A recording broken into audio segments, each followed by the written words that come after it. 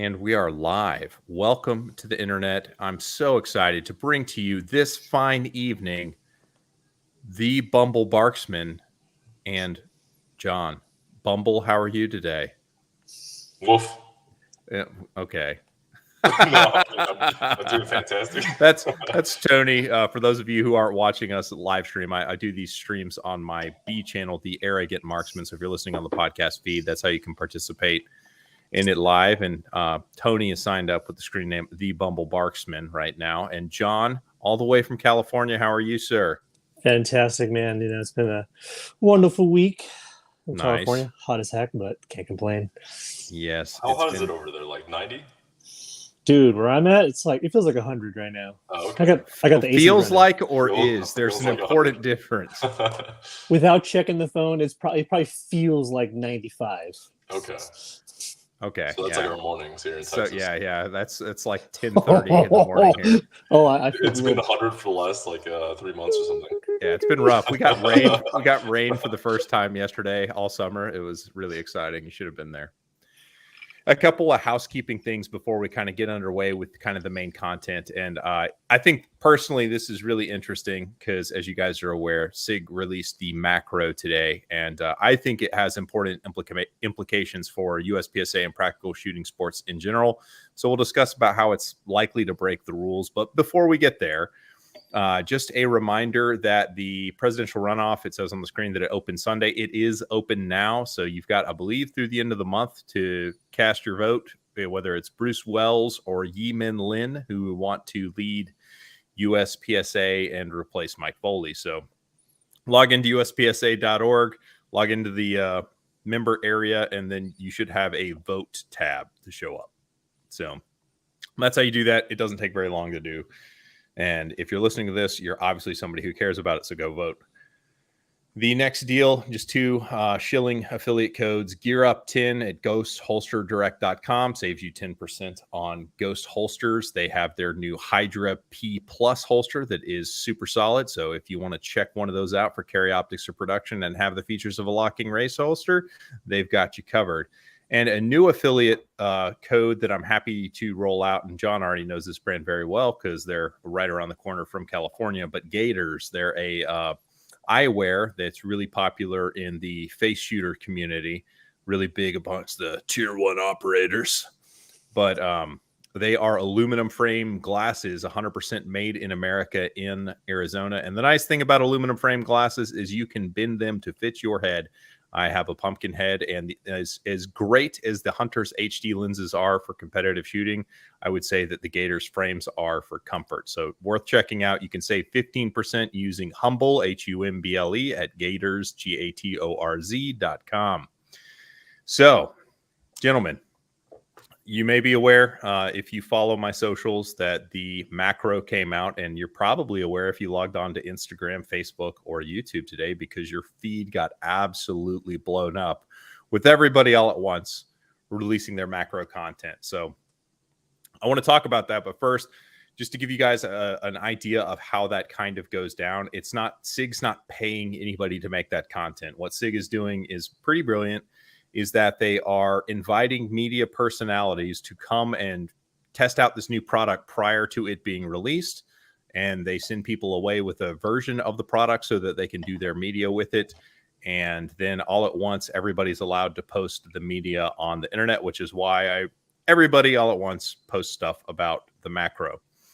Nobody's getting 1099s from Sig or anything nefarious like that. It's a bunch of content creators who are given a subject to create content about. And so that's kind of the way that goes down.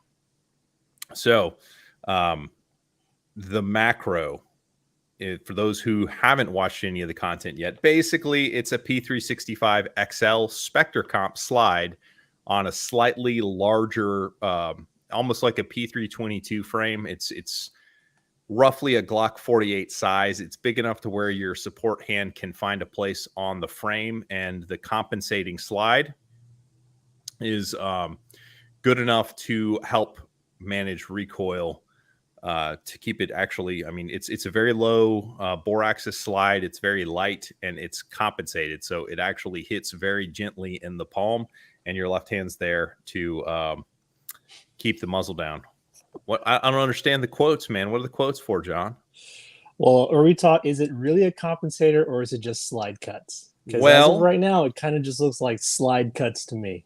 well, that's a great point because they are just slide cuts. The way the Spectre Comp slide works, or I don't even know what I'm sure they're going to have some whiz bang name that's stupid. I mean, they named their newest gun Macro, so I'm sure they're going to call this something like the Zeus cut or something silly. But the way it works is it is an XL link slide that they've taken a standard P365 barrel, and rather than the barrel mating up with the end of the slide, excuse me, they insert a baffle about 3/4 of an inch inside the slide where the barrel mates up inside the slide, and then they put 2 window cuts at the top. So the gas comes out the end of the barrel, starts to expand, finds those cuts at the top of the slide, and it does 2 things. It vents the gas up, which helps keep the muzzle down, but also the gas kind of slows down the rate at which the slide's kind of moving backwards. I mean, it's a noticeable difference, and if you shoot a Spectre Comp slide next to an XL slide, you'll notice that the XL will throw brass further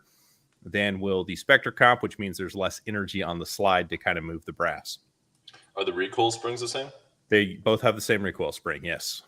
Well, for those who are not SIG people, it's probably easier to think about it from like Glock 17, for example, and you throw a 26 barrel on the inside. In terms of conceptually, the difference between the barrel length and the slide length, like how that slide cuts or compensators working is you have that shorter barrel that's sitting inside the slide, the upper receiver, and then there are slide cuts on the end which serve as that compensator style. Those were air quotes John just did. You could probably hear the tone in his voice, but he definitely bunny ear air quoted that.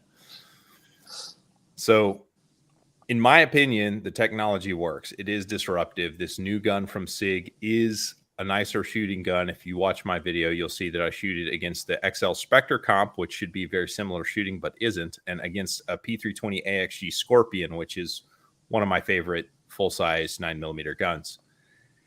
And the Macro shoots softer than that. So playing it out, it's not, USPSA has a very strict definition in the rule book of what a compensator is. And I quote from page 75 in the 2021 rule book: a compensator is a device fitted to the muzzle end of the barrel to counter muzzle rise, usually by externally diverting escaping gases. So there's no device, and it's not fitted onto the muzzle. It's not fitted onto the barrel or anything like this. Under USPSA's own rules, this slide cut technology does not count as a compensator, which means the only thing keeping it from being legal in carry optics is the fact it's not on the production list. So it'll be an interesting conversation when Sig comes out with a full-size gun, which they probably will, I'm imagining, that has this same kind of technology that they say, okay, Mr. DNROI, we'd like you to put this gun on your list. There's absolutely nothing preventing you from it based on your own appendices in the rule book as it is currently written. So I think someone did ask USPSA about whether or not it's allowed. And they said it is not allowed because even SIG themselves called it a compensator. So that by itself is enough for them to rule it out. Then they need to change the rule book because the terms in their rule book, that they have to change the rule book in order for that to like actually, be agreed upon, right? Because as of right now, the way it's written, it should be allowed in well, actually, it shouldn't be. The slide should be allowed in USPSA optics, but not the frame. Because you could fit it onto a regular XL, which is on the list. Yeah. Because in order for the gun, the production list is kind of funny the way it's written. It's kind of assumes that the gun is part of the grip frame itself. However, with SIG having the FCU, their modular grips aren't really considered part of the firearm. But in the rule book, it says that you're allowed to switch out grip panels, but not grip modules. Right. And so the grip module itself has to be on the on the production list. But if that's on the list, then you can use whatever slide you want. Okay. So I've got 2 comments that are just going to interrupt our flow, but I think they're worth it. The first is somebody wants to know, what's Tony drinking? He needs to grab a beer. Yeah, drinking a Sapporo. So Japanese beer, got it at Costco. Quite tasty. My man. But I have a request, and I'm happy to honor this one because I'm feeling rather extreme today. In your wrestling voice, you should be saying, snap into a Sig. So just because you asked, snap into a Sig. So moving back on. So if the Spectre comp slides are not legal, I should say, because USPSA isn't honoring their own rule book. If this becomes widespread and popular, and the gun is selling at like $7.99, so there's going to be a lot of people who buy these guns, probably. Just guessing. That's usually the way it is with a new SIG product. At what point does the organization have to say, well, damn it, the format for what we consider a carry optics gun has changed, and we need to revisit what makes up the carry optics division? Because right now, we're very much just kind of circling the wagons around what 2016 thought a carry optics gun was, but they just jacked the weight up to 59 ounces. So at what point is there a trigger? Because the market has moved on and we do have these new things that we can be shooting. At what point does the sandbox show up for us to play with them? You want me to go first? Yeah, you go first. All right. So the way I'm approaching this is Pandora's box is showing up again, but in a different way. The first time was the 2011 game. What do we do with 2011s? The Staccatos, these Infinities, these Akais, like all these 2011 guns that don't necessarily, these 9mm 2011 guns that don't fit into the current definition of CO, but let's bring them in.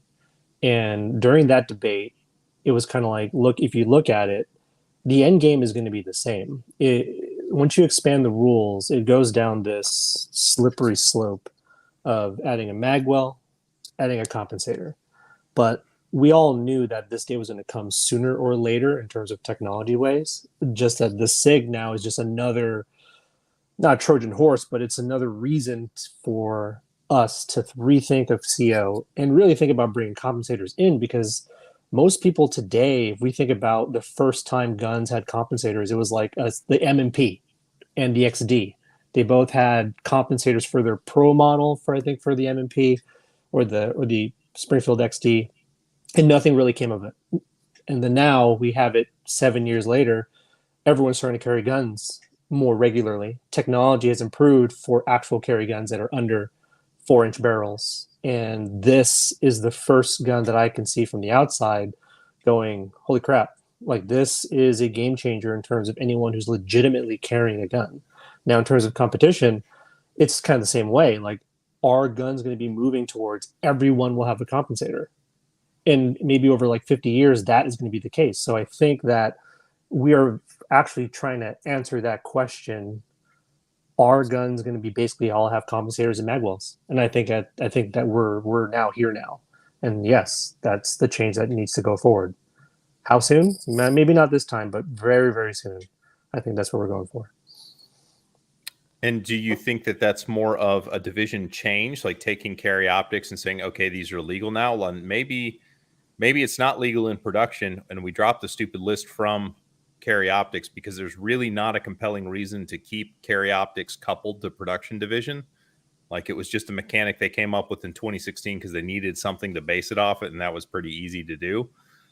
Like, does carry optics begin to get its own identity without having that? And I mean, it's the same way in IDPA. Carry optics doesn't have its own identity. It's based off of the ESP rule set. So in both games, the division is defined by taking an existing division and adding a dot to it.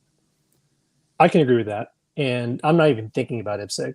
So if I was the helm of USPSA rules, I would look at production like I do single stack. It's guns without compensators that have iron sights, and there's no list. CO, if we take that same thinking, then CO will include compensators. But that definition of compensator, I think, is not something you would have welded on like a Staccato, but include those guns who have inherent compensators built in, like that XD and like this SIG. That's what I think in terms of long term. Tony, what do you think? I think historically, divisions were put in place because there was a technology that came out that was so disruptive that made old, like certain guns setups not viable anymore. So originally it was just open, right? You can do whatever you want. But then after red dots came out, they're like, oh, well, red dots are clearly superior. So we need a new division for it, for the stuff that, the people who do not want to adopt this technology.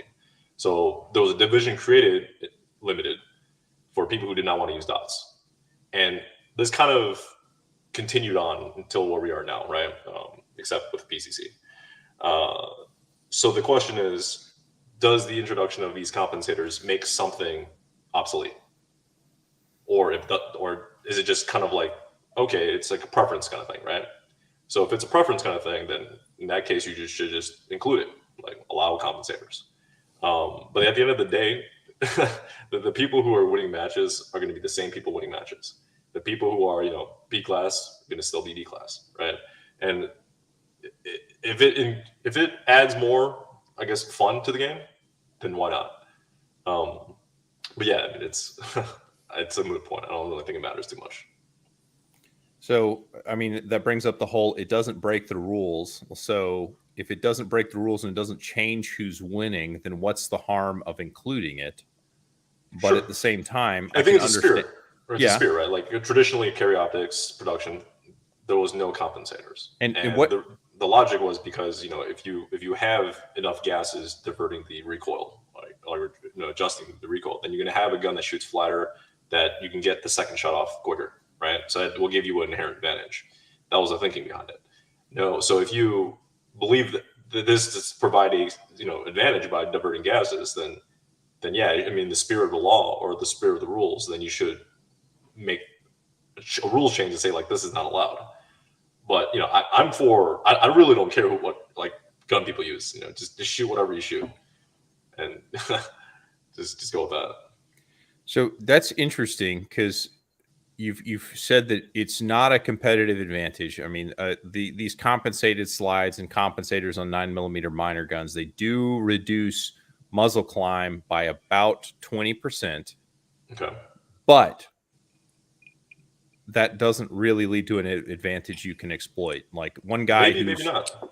Right. Like one guy who is an 80% A class is not going to all of a sudden shoot 100% GM scores by using this new no, it doesn't. Compensator. No, it doesn't. But it's the same reason why the nitrofin is popular. The nitrofin is for those who don't know, slide stop on a typical CZ. You have just a piece of metal that's purposely put in there for the slide stop purpose. But then Trevo Sports put like a piece of metal on the side that you screw in to that slide stop. Now it creates an effective thumb rest. Why I'm bringing this up is this gun will basically open the door, I think, and that's where people are more worried about.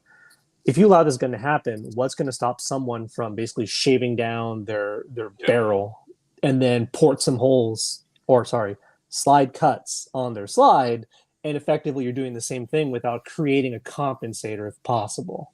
Yeah. For guns that can do it. And I think that's where the fear is. Like, then all guns are virtually going to have this kind of problem. And will ports in barrels need to be rethought of as okay and really disrupted that way? So what defines a barrel is, does it have to have rifling? Because what happens if you had a slide, right, that had like a barrel shroud thing but no rifling, and then you ported that, right? Like, let's say the next level kind of stuff, right? You have pop-a holes built into your slide. There'll be some sick engineering to get that to work, but according to the rules, that would be legal. I think those are considered at that point it's a ported barrel, which is contemplated in the rules. Because that's, when they wrote the rules, that was something that was already being done. So they have rules kind of against it. But what SIG has done is that same kind of thinking. And they've just like, well, the hell with this, it's completely different. So I don't know what's going to happen with that. But if you think about all the modifications that we've made in the past 5 years to the rule book, in every single instance, it's because, you know, it's more permissible. Like even when it was easy to keep like thumb rests out of production and carry optics, they didn't do it. Like it's a minor internal part. And it's like, well, it's a fucking thumb rest. It's obviously not an internal part, and it provides functionality that's not on the pistol currently. Like this is a very easy thing you can nuance out of the rules, and any knucklehead at gear check can say yes or no. So that's why I think eventually the game will have to limit based on something that's immutable. And what I mean by that is currently we have, let's say, 140 millimeter mags for carry optics, right? Mm-hmm. What happens if there's a new technology that allows you to just shoot bullets without the cartridge? Let's say you can like stuff just 9 millimeter bullets, right? And somehow it has it's some mechanism that allows you to just shoot indefinitely as long as you have bullets, not cartridges, it's just bullets. Sure. So then let's say you can fit 100 bullets, in the size of like magazine. Now, is there going to be a rule change for that? This is like 1,000 years in the future. But regardless, what I'm trying to say is we're always trying to make rules, but we're making it in the present and not really thinking about the future. Right. And if there's a disruptive technology that comes out, then everyone is like up in arms, like, oh man, we want to keep things the same, but still kind of like use new technology. At the end of the day, that's why, as silly as it sounds, I think adjusting divisions based on magazine capacity and physical dimension probably makes the most sense long term. Because you can do whatever you want as long as you fit inside those constraints. So let's go with that. So instead of thinking that the magazine is the TARDIS for those nerds out there, that you could stick anything inside that magazine and it'll fit, let's go back towards thinking about the next 50 years. And we can clearly see that guns have changed in the last 10, right? All guns have changed. The improvements have been made. So and the rate of change is accelerating. Like you think where we were 5 years ago and you look at where we are now. I mean, you had the H9 from Hudson.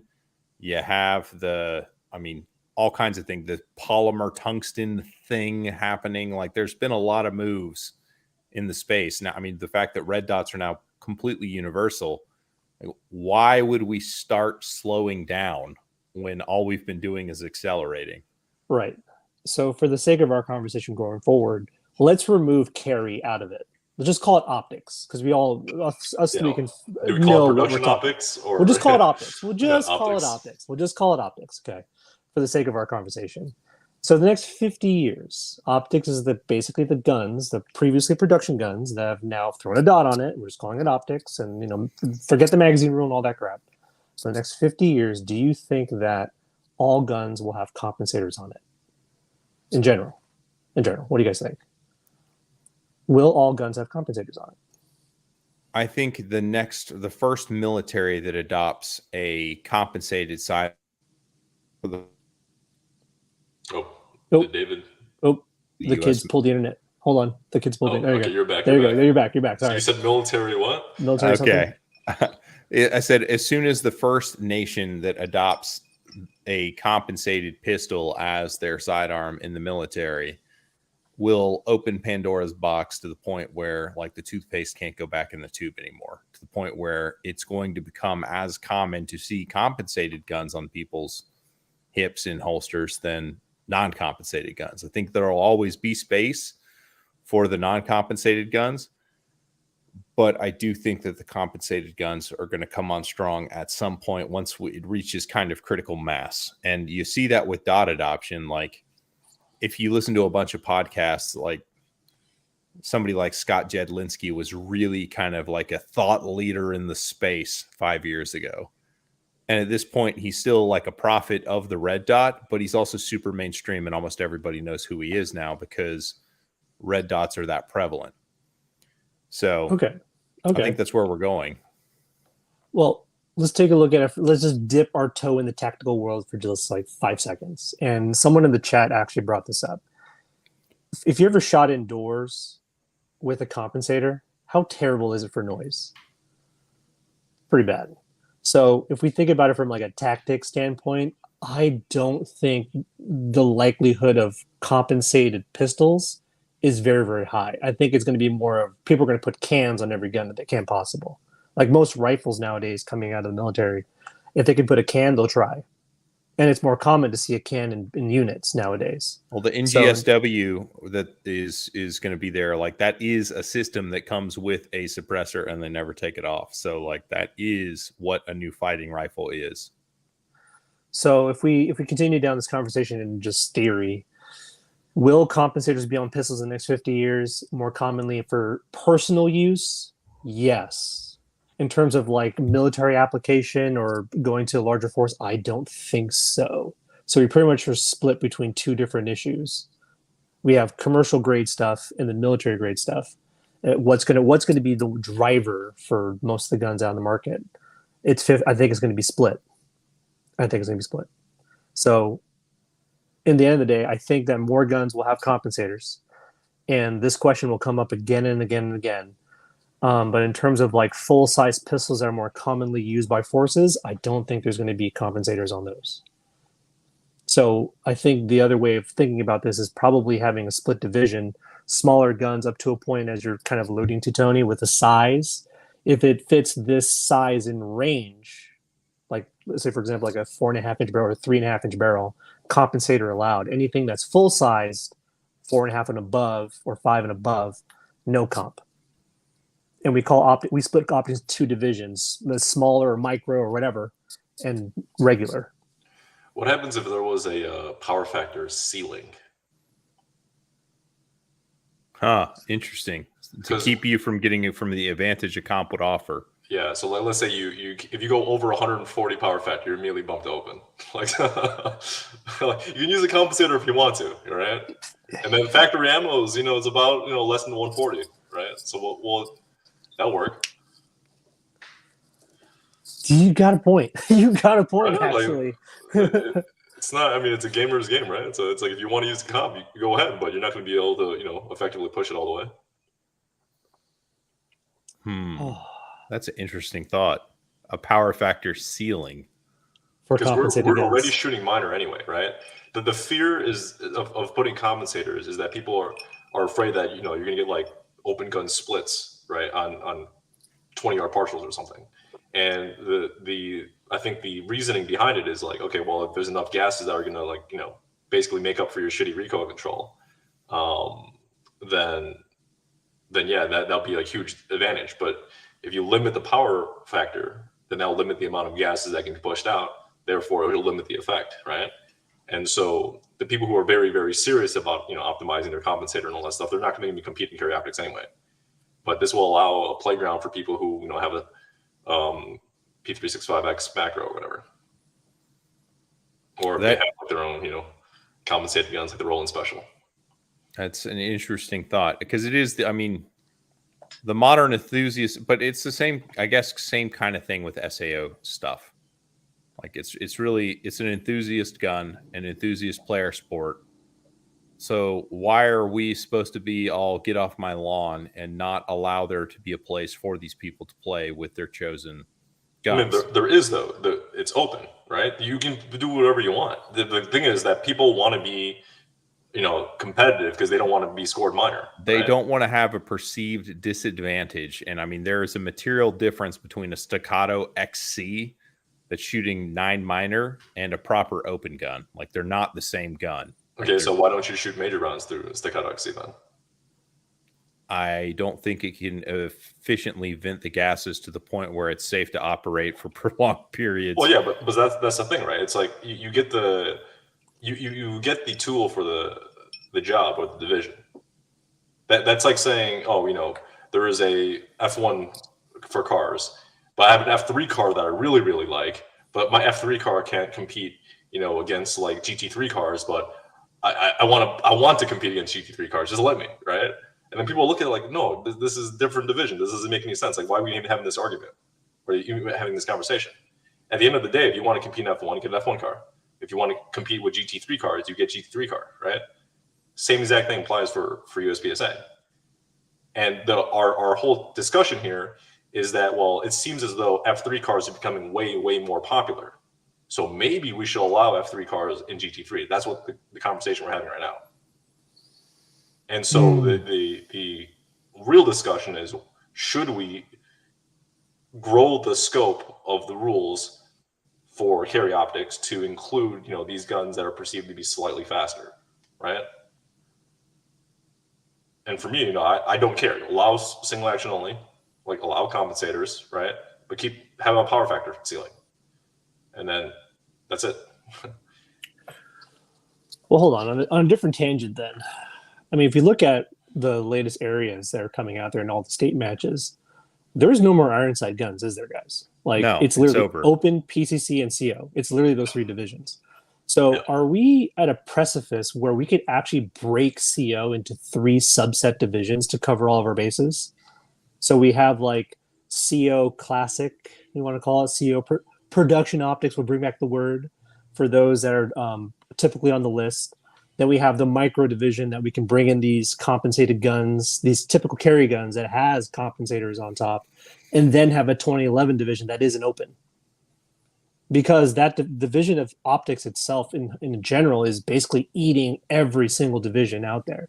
And in the near future, it's going to be pretty much CO, PCC right behind it probably, and open as third in terms of as people shift and change through the sport and looking at the general cost of open, realizing how much it really is, and looking how juicy CO is in terms of an entry position to be competitive.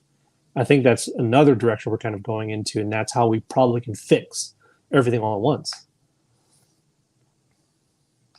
I mean, it's an interesting thought because, next year there's going to be like everybody who listens to Ben Steger's podcast will shoot production and nobody else. And everybody else will just be shooting a dot division, one of the few dot divisions. So in theory, you could do that and still have meaningful competition, I suppose. I don't know that you could. I think you would water it down, carrying it to an extreme. But I mean, it doesn't have to be watering down, like in terms of. So the thing is, do you believe that there is an optimal number or optimal range of divisions out there? Like, do you think it should be roughly around 6, 7, 8, less than that? I think that USPSA cannot afford really to have more than 2 nationals a year, and they're only enough. Okay. There's only enough divisions to fill those 2 nationals and no more. So if it's taking 4 unpopular divisions and shoehorning them into 1 nationals and then taking the 2 major divisions and shoehorning them into the other, so be it. But reality is that there's really only 3 divisions right now for the most part. And I think there's 4. Well, you can include limited. It's dying. Limited. It's dying, but people still shoot it. Yeah, there are still people who shoot it, but it is dying. So I don't know. I think you're kind of naturally hamstrung to having 2 nationals a year. I think 3 is too many. I don't think we have the volunteer base to support 3. I don't think that there's a particularly good reason to do it. And, SIG is sponsoring all the dang national events anyway. So, like, how many nationals does SIG really care to sponsor? And who knows? How many people in PCC shoot irons and complain that they're shooting against optics? I have never seen a PCC shoot irons. Exactly. I've never seen them not complain, so I don't know what to tell you. I don't know what to tell you. You're in California, so that makes sense. But so they complain. They complain everywhere. If there's a left lean out from the fault line, it's like, oh, stage designers tried to stick it to PCC guys. It's like, you have to shoot from your support side. You knew that when you brought a rifle to a pistol match. It's harder to do. This is what you signed up for. Get used to it. Yeah, I like the suggestion to remove the mandatory optic for carry optics. Allow irons and carry optics. So then, fine. Who cares? Who cares? No, because it's actually, if you can shoot irons right with 140 millimeter mags, like minor, it's pretty fun, right? And it'll allow people who want to stick with irons, but at the end of the day, it's clear that red dots are kind of going to be the standard going forward. Look at Area 4, guys. 246 people are currently signed up for Area 4. That's after nationals, okay? And the state attack, this Area 4 has the best mix of limited shooters and open shooters, PCC and carry optics. I think it has the best kind of countrywide mix-up of the manufacturers who are there, the range of people who are buying all the guns, and 246 people in total are signed up, from what I can see here. Okay. And then in terms of optics, we have 96, so that's 39%. And knowing that in Texas, you got major manufacturers over there who are producing limited guns and open guns, and dead near 40% Well, you're talking about is to optics, CO. Yeah, for CO. You got limited at 45, which is a half of that percentage. Open 65, so a little bit more. So if you even combine limited and open, you're barely neck and neck with the total of CO. Well, if you combine all iron sight divisions, you're actually still less than carry optics, right? You're less. They're dead. It's dead. I think the breakup of optics in terms of a different facet. So optics A, optics B, whatever it might kind of come out to, that division needs to be broken up a little bit more to cover what production was when USPSA started in the 80s. Because back in the 80s or the 70s, whenever USPSA started, it was 1911s. 1911, and then people started working in Glocks, and that's when production started. Are we at that point where it's like, okay, everything is optics? Let's redo the optics division that kind of encapsulates where the country's going and where guns are, which everything's going to have a dot on it, and redefine what optics is, and perhaps break the division into 2 or 3, and that will do the coverall. And you won't dilute anything. You'll cover everybody in one way or the other. It's just a matter of how it's cut in the proper way so that people aren't doing stupid things with their guns. Like you have the entry point division where it's pretty much off the shelf. And then you got one where it's like, all right, this is for carry stuff that is again off the shelf that kind of doesn't fit in terms of what the majority of guns you pick up from a manufacturer, like the Sig. And maybe a third one for the 2011s to keep the 2011s alive for a little bit longer. But even I think those are also dying out too.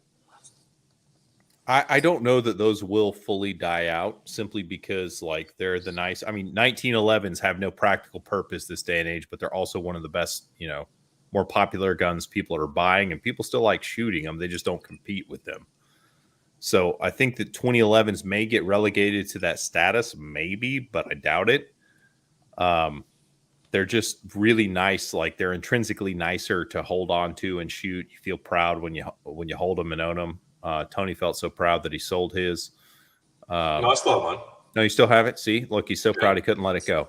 But I'm curious if we're coming at this the wrong way because we're hyper-focused on the guns.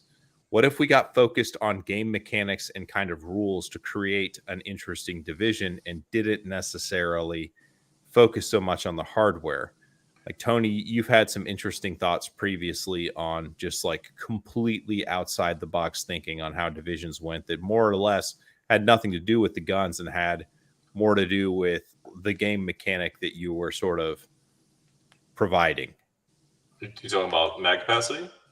Yeah, mag capacity was one of your options. Yeah, I mean, mag capacity makes the most sense. It's one of those things where, so I've shot many random divisions with all sorts of combinations of mag capacity and stuff like that, right? And mag capacity is the greatest indicator of performance. Like, it doesn't matter what you use. Mag capacity is if you don't have to reload and you can just run from position to position, your time's gonna be way faster. And so there should be, the people who value reloading, right? There should be like a smaller mag capacity division, and then people who want to just go as fast as possible, there should be a big capacity mag, division. So what David is talking about is that there was like kind of an idea. I don't like 100% agree with this, but there was an idea that I had. Well, let's split it into 6 divisions. There's going to be a 10 division capacity, 20, and 30. And between those, you have irons and optics, right? So you have irons 30, for example. You can use whatever gun you want. Doesn't really matter.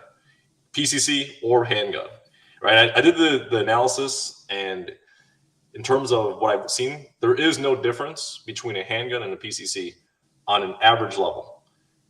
Obviously, there's going to be some stages where having a PCC is a huge advantage, right? Like if it's a really, really long stage, then yeah, having a PCC is going to be really helpful. But then again, if there's a really tight stage with a lot of lanes and stuff, then a handgun would be advantaged. And so it's up to the stage designers to kind of make a match that they deem as fair. Or maybe you can have a stage that, caters towards one over the other. Doesn't really matter. But at the end of the day, based on data, it seems as though mag capacity is the highest correlation to performance. And so, yeah, I would start there.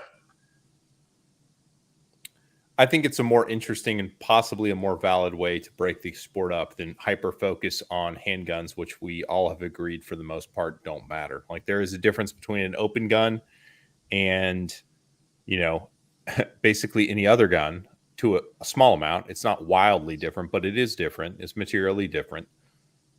So I kind of get on board with the idea that we shouldn't be drawing the lines based around the hardware necessarily, but more about the game mechanic that we're trying to promote. Like, yeah. So have you tried like doing a what if analysis on shooting an open gun, right? But change major scoring to minor scoring, and then take off some time from using a 170 millimeter mag to a 140 millimeter mag. You'll find that the results are pretty similar to the carry optics. Yeah, right? It normalizes pretty quick when you add that reload back in. The advantage are just, you know, kind of in our minds that, oh, shooting open major or like shooting open is by, you know, is going to get the highest hit factors. Was the highest hit factors because it's because of the magazine capacity, right? And it's because also of the open major or open scoring. And so if you remove all that, then things just kind of equalize. And so, but then again, there's going to be a lot of people who are going to be upset that they spent, you know, $5,000 plus on a gun and realize that something that, you know, you can get off the shelf for $1,500 is just as effective. People are going to be pissed. And that's why there's a lot of backlash on terms of these like ideas. And so for USPSA, none of this stuff is ever feasible because there's just too much change at once. But yeah, it just, if everyone like had unlimited money and just can switch right away, then yeah, that's what I would do.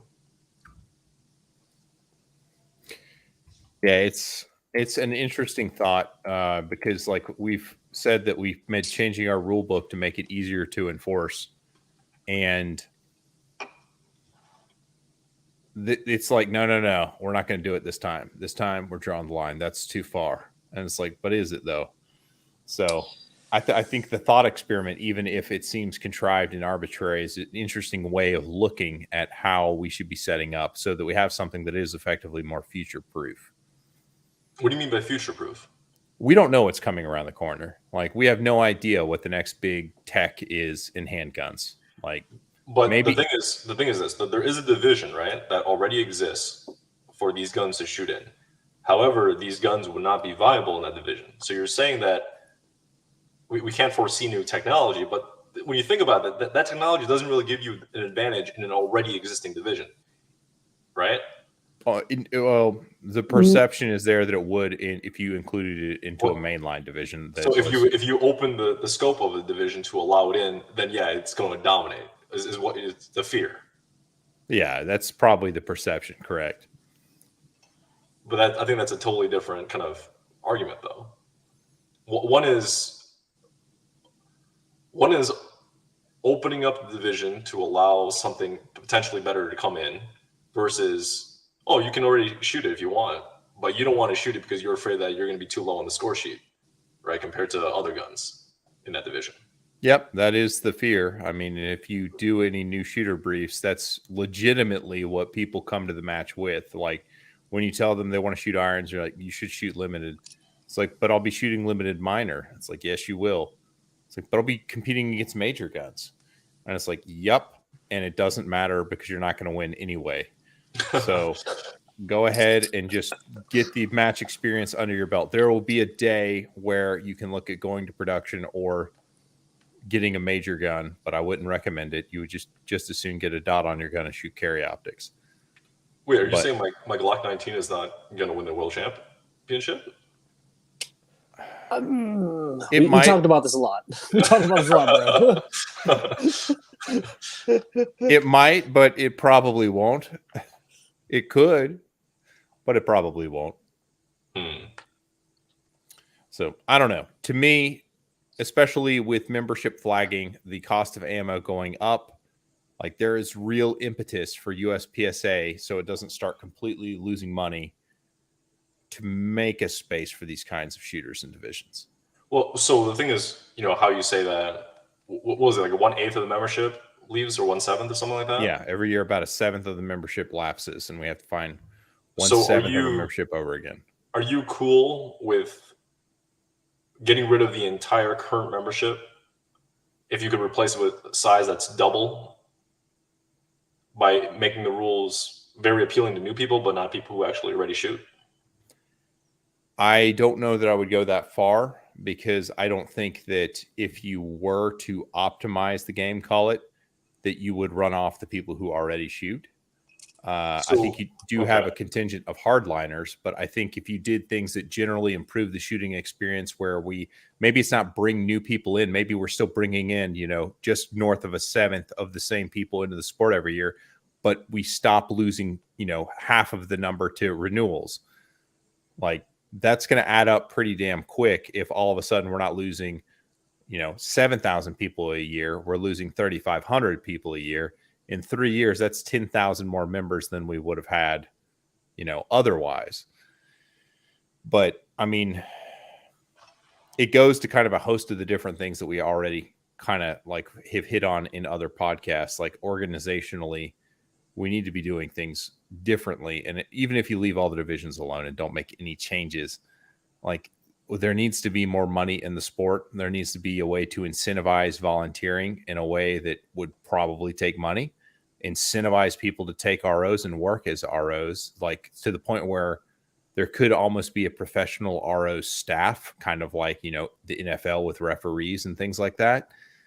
Like, there needs to be more money in the sport, and there's only a number of ways that you can get more money into the sport. I mean, if it was completely self-funded, that'd be one way. But I mean, more money, as we talked about last time, you can pay for stage setup and tear down and reset. You can pay for a lot of pretty cool stuff that enhances shooter experience to the point where people wouldn't be as likely to quit. So I think that if you make optimizations to the sport, like, even if it is more appealing to new guys, I don't know that we're going to lose more. I think we're going to end up retaining possibly better than we would otherwise. Because, I mean, I think everybody has a shelf life in this game. You don't play it forever. Sure. And so what do you mean by optimizations? Do you mean lowering the bar of entry for the most common guns out there to be competitive? Kind of, yes. I mean, there is a huge like firewall around production division. Like, all of a sudden we got what an iron sight gun is right and what a game mechanic is that people enjoy. Okay. Data tells us otherwise, that the guns aren't interesting enough to make people to want to shoot them, but more importantly, that game mechanic isn't popular enough to keep people in the division. I know that you've got people that you talk to, just as I have people I talk to, who would rather shoot irons than dots, but they shoot dots because that's where all the heat is. So, like, retooling production division to make it more viable, like whether it be 15 round caps, 15 round mag cap, or, revisiting what a production gun is and can be. Like, the answer is not, well, go back to the 2010 rulebook version of production. That's not going to keep. In fact, I would say the people who are doubling down on that just really enjoy what it has been historically. But, like, if you want to kind of save it, you can't keep it in its current form, because all it's doing is dying a slow death right now. Sure. And why is there a list? Why is there a list? And why is there a box? If the gun is on the list, why do you need to put it in a box? Like, we know what's up. It's stupid. Like, I think IPSC got it more right with standard division, making all of the standard guns fit into the box. That's a more interesting mechanic than like, okay, well, it's on the production list and we stick it in a box. And some of the guns that are on the list, like the Tanfos, don't even fit in the box in the way they come from the factory. You have to change the safeties on them to get them to fit in the box. Right.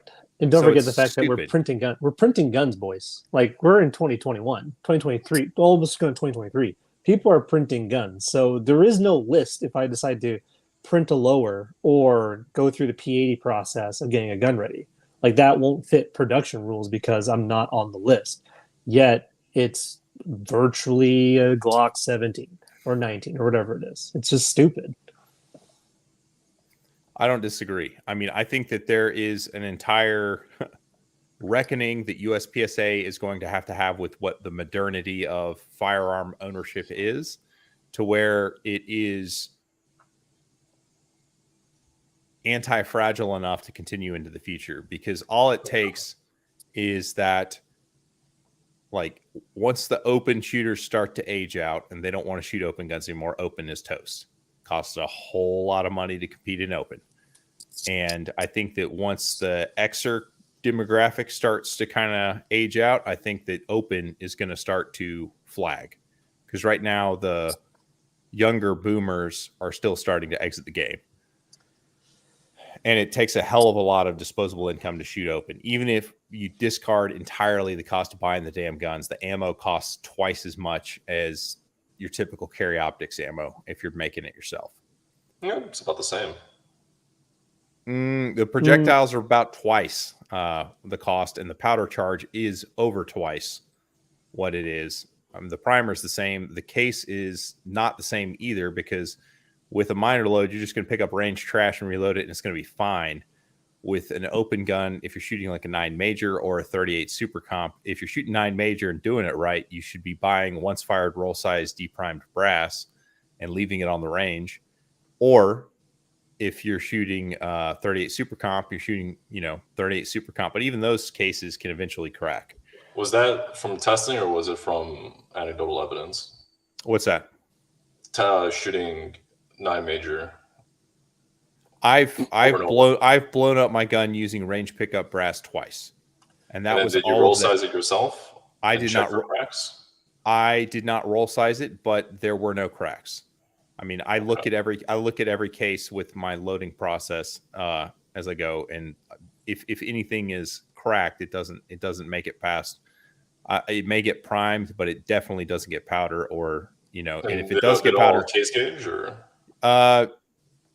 I can't remember with that ammo if it was case gauged or not. I generally do, but at the same time, I mean, it could have been a step piece of brass that blew out. I don't know. The way it ruptured didn't look like it was step brass, and it's been so long I don't remember. But I think if you're roll sizing brass, you're probably okay. Once fired is still going to be way better than reusing range pickup, especially if it's been loaded to 9 Major more than once. Yeah. So my recommendation to you, Tony, as you tiptoe into this open world, is to just buy the brass and leave it on the range. I've shot plenty of 9 Major rounds through the Glock 26. Yeah, incidentally or on purpose. Those are minor rounds that were more dangerous. The minor rounds were 8 grains of tight group is no bueno. 8 grains of tight group? What the hell are you doing, man? I was there. No, it wasn't me, man. It wasn't me.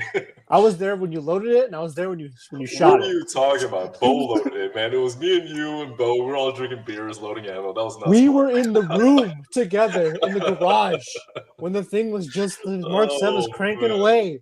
And then the next day, you decided to shoot the ammo, and I'm like, He goes, pop, pop, pop, poof. Do y'all see that? 9 mil Major tight group. Did it give your Glock a tummy ache? I gotta believe that it did. Let's say the mag catch broke, the extractor flew away.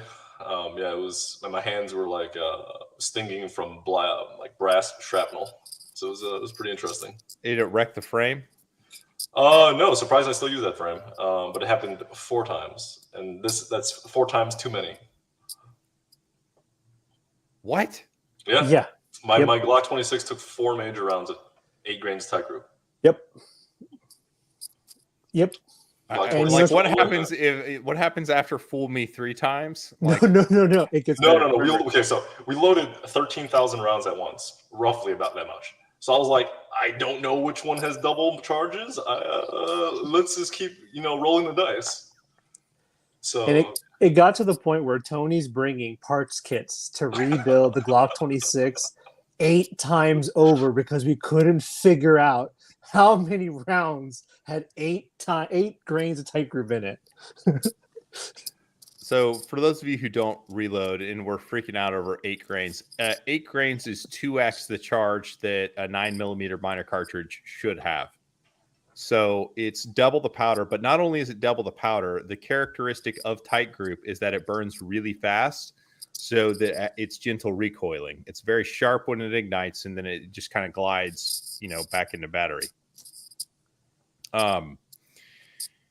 It maxes out on velocity around 1,100 foot per second. So all it's doing is adding pressure. Like, we're calling it a major load, like it's going faster. No, it's not going faster. It's just making the explosion much, much bigger when the round detonates. Like, it's I still have a box of that batch remaining. Like, there's about 400 or so rounds that I refused to fire because I was like, after 4 times, like, this is too dangerous. So hold on, let me get this straight. You shot 12,900 rounds. Yep. That's why I'm a GM, man. That's hand training, recoil training. Clearly, you didn't bring it to matches, so it was straight practice ammo. He did. At matches, yeah. He did. All of And them so if you popped your little Glock, that it was just going to be like, well, sorry guys, I need to go to the safe area. No. He brought another G26 with him. So when one popped, he goes, "We're done with this one. Let me go pick up the other one, throw it on the holster." You know what's really funny though? He has not popped 2 on the same weekend, which is amazing. That was the most amazing part. Yeah. Tony, you're way too smart to be this stupid. Dude, you don't know how stupid you can be until you do it, right? Like, people say, don't overload tie creep. I'm like, let's see why, right? People say don't shoot open major through a stock Glock barrel. I want to see. It's a miracle you're still with us, Tony. Yeah. You can still pick your nose with both hands. Like, it's really amazing that you're still, Here, be right back. My eyes are like watering.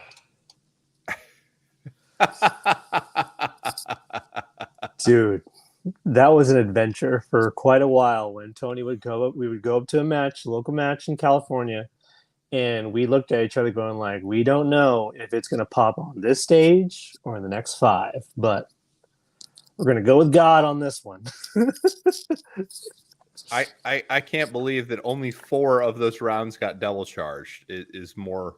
You loaded 13,000 rounds on a Mark 7. Like, what is the sequence of events that takes place where your automated press double charges? Like, Mark 7s are patently very safe presses. I agree with you, but something happened during the loading process. I think when the Mark 7 stopped, we didn't clear the plate properly once all the bells and whistles went. We just went with it. So we're thinking when the press stopped, we just kept going. Because our buddy's Mark 7 was used to going through Winchester primers, and then the CCIs that I brought were like slightly oversized or something for the speed at which the Mark 7 was calibrated for. So then there was a bunch of like half flipped primers inside the primer pocket. And so every time it did that, it would jam the machine, and then we got tired of resetting it over and over. So we're like, and then so we remove the powder check sensor, and we just let it roll. And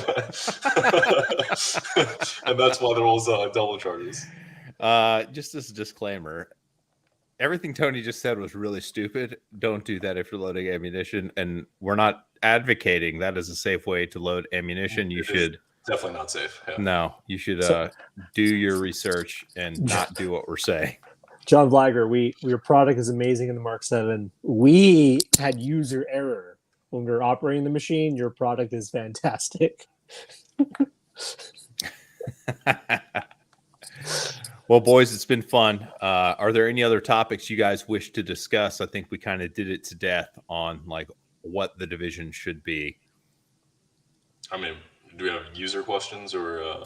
No, we didn't really ask for any, but I mean, we will sit out and fill the space. If you guys got some questions, want to throw them out in chat, we'll give you a couple minutes for some to come in. But if we don't see anything in the next 2 minutes, then may hang it up.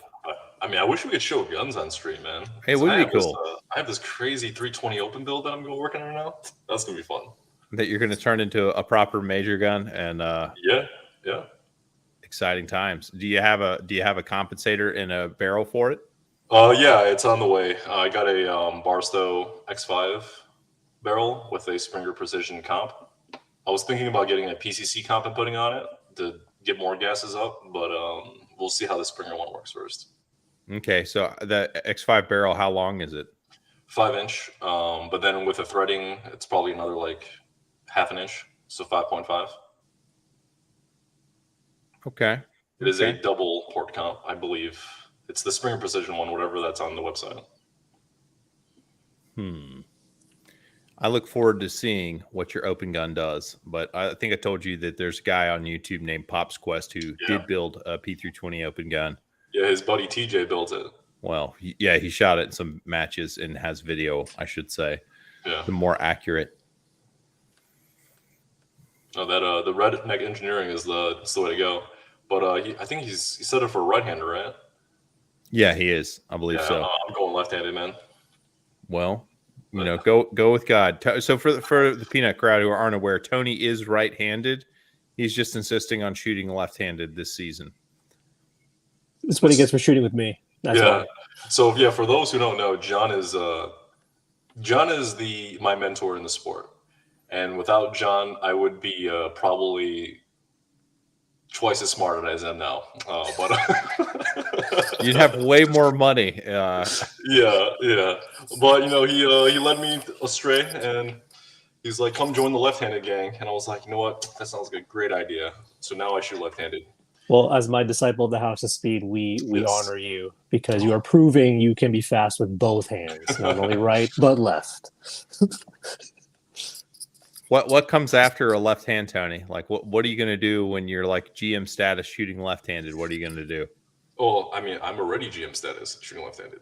I mean, that's a fact. That's a fact. I shot a classifier in open, and then I was basically using a CO gun, and it was 104% in CO. So yeah, GM speed ready. But it's carry optic, so it doesn't matter. Nice. Well, gents, there's not been any there's been talk about handicapping, there being only one division. You get handicaps based around the equipment you choose, which it's kind of what you're talking about with your 10-round division. Yeah, but the problem with handicaps is that let's say that you shoot with a dot, so that's 5.4% handicap. Let's say you shoot with a compensator, it's 4.7. Like, who makes these numbers, right? Who makes the handicap? And that's the issue. But if you're going towards, I guess, a system like bowling, where it's based on your past performance, then again, that leads to the sandbagging issue, right? So it's possible maybe if you like at level 1s, level 2s, you can take a handicap. But then once you get to like a national level, then everyone shoots scratch. That's a possibility. But again, is that adding, too much complication to the sport? I'm not sure. I think it does to an extent crowd out basic guns. Like there will be a huge perception you need to shoot open guns. Well, theoretically, if there's a bunch of handicaps, you get 0 handicap, right, for shooting a bone stock gun or whatever. So there might be more people who actually shoot it. No, maybe if you're saying the handicap game, I suppose so. There's one more that somebody threw out. How about instead of different divisions, can we use the category like junior, lady, etc., to carve out competitors who use guns with like built-in comps and COs? So saying use a category. So let it be one class, and then you have category divisions. So you'd have like a compensated gun division, like, or maybe there's the carry optics thing, and there's the non-compensated category. That like this is carry optics, the winner is shooting some kind of compensated gun. However, of the non-compensated guns, this guy wins. Then it's a division, but just under a different filter, right? It's a subdivision at that point. Yeah. It's then it comes down to if there's enough people that shoot it, only then will it be recognized. So it's like having at a major match, if there is not enough of the category, then it won't be recognized. It just be ignored. Right, it'd be the same exact thing. So it doesn't really change anything. That's an interesting thought, one we hadn't thought of. All right, boys, are there any plugs you want to throw out there? You're wearing a jersey, John, that could just be an area jersey. I think that's probably what it is, but would you need to rep your high school? Oh, no. Well, this one in particular is to the Roadrunner Shootout. So if there's anyone to rep, it's Greg Vaughn. the match director in California. Oh, maybe for PSA for everyone else who's not a Californian, for example, maybe it'll distill some rumors here. California has probably one of the most active shooting scenes in the country, probably second to Arizona. You could shoot a match year-round every Saturday in the SoCal area and in the NorCal area. So if you are so happenstance traveling with your family to Disneyland in Southern California, contact me, let me know. There are matches for you to shoot, so you are not stuck babysitting all day long, and you could have a fun day in SoCal shooting when you're typically snowed in for whatever reason. Free as in schedule, not free as in match fee. Oh, right. I will help you. I will guide you through the state of California. But come and shoot in California. Come shoot in California. It's a great place. In terms of the shooting scene, I can't comment about the crappy politics, but please do not fear traveling to California shooting matches. And Tony will even kick in some of his mystery tight group rounds that you can shoot with in California. If you go. Free to a good home. Tony, is there anybody you want to shout out on your way out? I mean, I'm honestly like my mind's like glazed over. So besides you guys, I mean, thanks for hosting. John, thanks for always mentoring. So yeah. I'm super glad you both could join me. Thank you so much for coming on tonight. And everybody who joined the chat, appreciate you guys. If you've got questions, maybe email them to me. Maybe we can start fielding questions on these. Tony's agreed that as long as the conversation is interesting, we're going to probably go forward on an every other week basis with this and, see what it can kind of turn into, the kinds of conversations we have. If you think people who need to come on the show and join us, let us know. And we'll catch you on the next one, guys. Thanks so much. 99. See you.